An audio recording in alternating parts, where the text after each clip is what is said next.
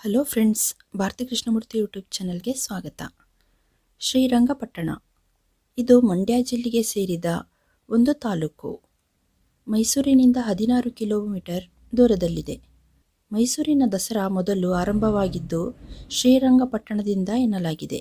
ಇಲ್ಲಿ ರಂಗನಾಥ ಸ್ವಾಮಿಯು 7 ಎಡೆಗಳು ಹೊಂದಿರುವ ಆದಿಶೇಷನ ಮೇಲೆ ವಿಶ್ರಮಿಸುತ್ತಿದ್ದು ಮತ್ತು ಇಲ್ಲಿಯ ಕಂಬಗಳ ಮೇಲೆ ವಿಷ್ಣುವಿನ ಲೀಲೆಗಳ ಬಗ್ಗೆ ಕೆತ್ತನೆಗಳೂ ಇವೆ. 9ನೇ ಶತಮಾನದಲ್ಲಿ ಸ್ಥಾಪಿಸಿದ ಈ ಪುಟ್ಟ ನಗರದ ಸುತ್ತ ಹರಿಯುತ್ತಿದೆ ಕಾವೇರಿ ನದಿ. ಶ್ರೀ ರಂಗನಾಥ ಸ್ವಾಮಿ ದೇವಸ್ಥಾನವು ಕನ್ನಡ ನಾಡಿನ 5 ಅಂತಸ್ತಿನ ಅತಿ ದೊಡ್ಡ ದೇವಾಲಯಗಳಲ್ಲಿ ಒಂದು ಎನ್ನಲಾಗಿದೆ.